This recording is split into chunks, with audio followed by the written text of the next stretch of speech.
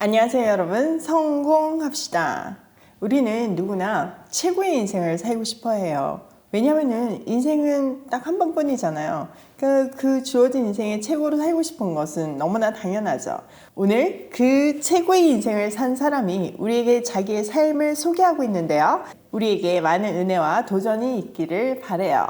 그 사람은 바로 바울이죠. 최고의 인생을 산 바울은요, 하나님과 심판주이신 그리스도 앞에서 우리에게 엄숙히 명령하고 있어요. 우리는 지난 시간에 그 명령의 본질과 그 명령의 기초, 마지막으로 바울의 삶을 통한 실제적인 예를 들어줘요.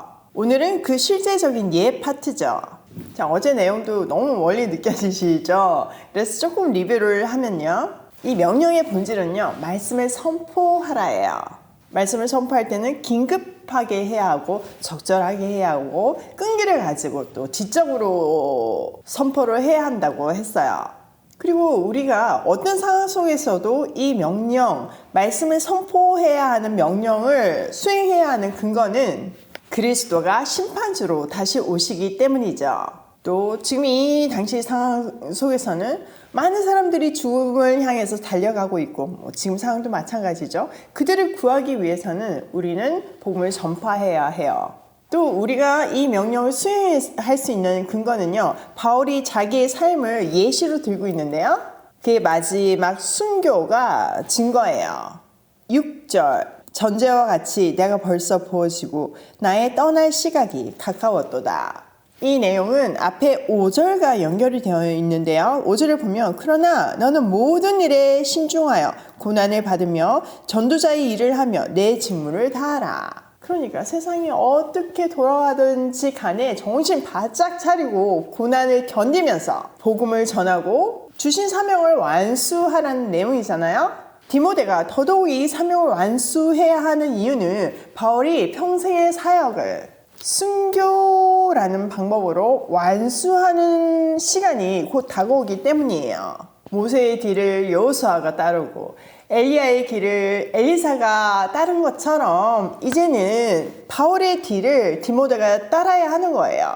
바울은 다가오는 자기의 죽음을 생생한 비유를 통해서 말하고 있는데요. 하나는 제사 용어이고 또 하나는 배와 전쟁에 관련된 용어예요. 바울은 먼저 전제와 같이 내가 벌써 부어지고 라고 말하고 있어요. 자신의 삶을 전제에 비유하고 있죠. 여러분, 전제는요, 포도주나 독주를 하나님의 제단 위에 있는 제물에 부어드리는 제사예요. 이 전제는요, 단독으로 드려질 수 없고 항상 다른 제사와 함께 드려지는데요, 이 전제의 정말 중요한 거는 제물이에요. 자, 이 제물은 뭘 의미하나요? 자, 구약 제사의 의미가 뭔가요? 네, 죄로 인해서 하나님과 끊어진 우리를 다시 이어주는 기능을 했어요. 선악과를 따본 거면 정령 죽으리라 말씀하셨잖아요.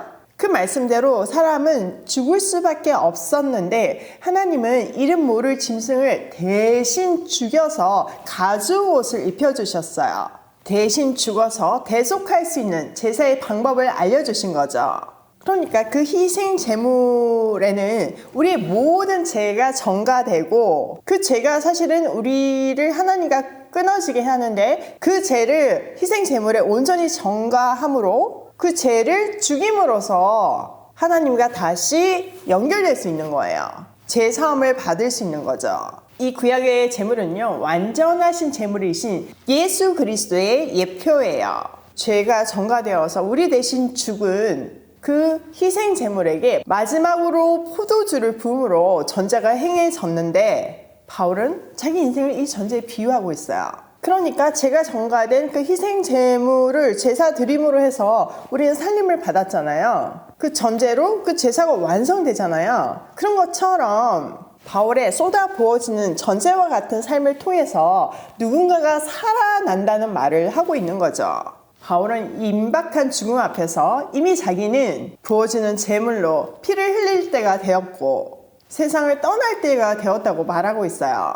여기서 사용된 떠남은요, 느슨하게 되다 또는 천막을 걷는다 라는 의미예요. 또 다른 의미로는 배를 정막지에서 풀어놓는다 라는 의미로 사용될 수도 있어요.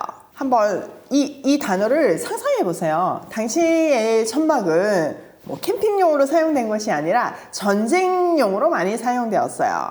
전쟁이 승리로 끝나고 이제 그 천막을 풀 때의 감격, 생사가 오가고 험난한 그리고 불편한 그 전쟁터에서 떠나서 이제는 그 천막을 풀고 따스한 가정으로 돌아간다는 그 환희가 이 바울의 고백 속에 들어있는 거예요. 배도 마찬가지죠. 정박해놓은 배를 푼다는 것은 새로운 시작을 말하잖아요. 그 새로운 시작 안에는 그 기대감을 느낄 수 있어요. 그 기대감이 죽음을 앞둔 바울의 감정이에요. 30년간의 선한 싸움을 완수하고 새로운 시작을 하는 바울에게는 슬픔보다는 기쁨과 기대와 한의가 절절하게 배어있죠. 바울은요, 자기 인생을 이제 7절에서 평가하고 있는데요. 한번 볼게요.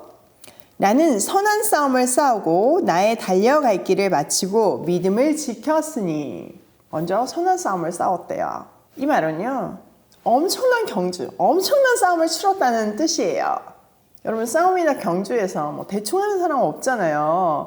생명이 왔다 갔다 하고 상이 왔다 갔다 하는 거니까 최선을 다해서 완주하잖아요. 똑같은 의미예요. 전신전력을 다했다는 뜻이죠. 또 달려갈 길 마치고는요, 사도행전을 떠올려 보면 조금 더 그 의미가 이해가 되는데요.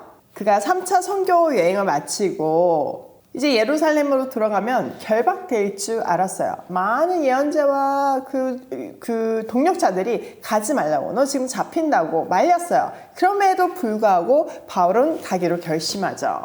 그것이 하나님의 뜻이라고 판단했기 때문이에요. 마지막 예루살렘으로 향할 때 2차 선교 여행 중에 세워진 에베소 교회의 장로들을 밀레도에서 만났어요. 그때 그는요, 주 예수로부터 받은 사명을 마치려 하면은 나의 생명조차 조금 더 귀한 것으로 여기지 않는다 라고 고백했어요.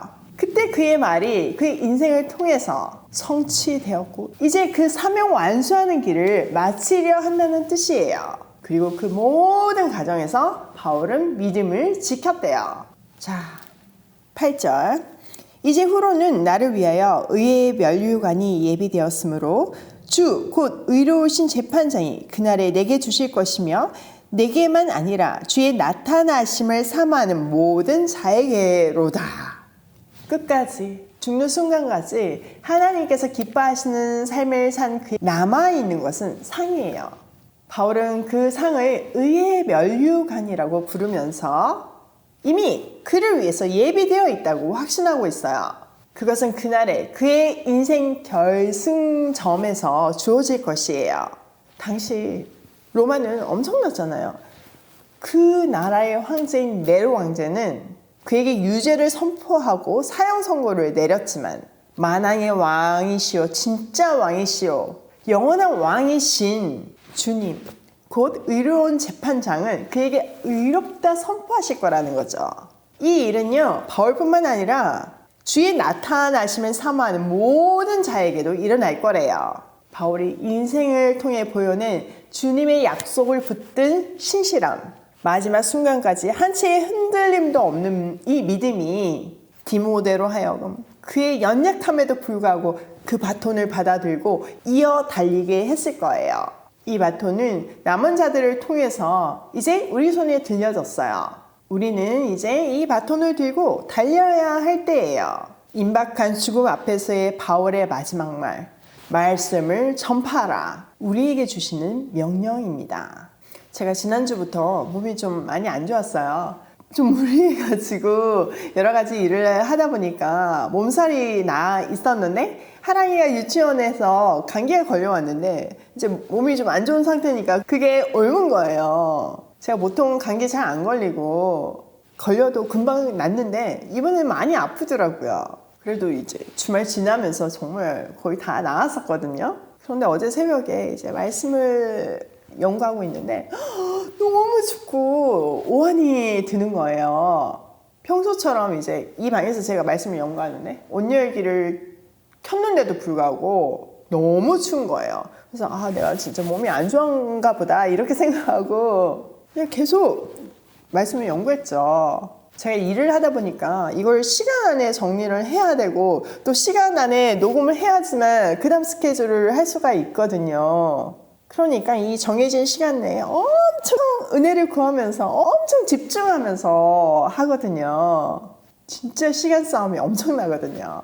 어제도 그냥 덜덜 떨면서 말씀을 준비하고 있는데 남편이 이제 저보다 훨씬 늦게 일어나니까 1시간 반 뒤에 여기 이제 이 방으로 왔어요.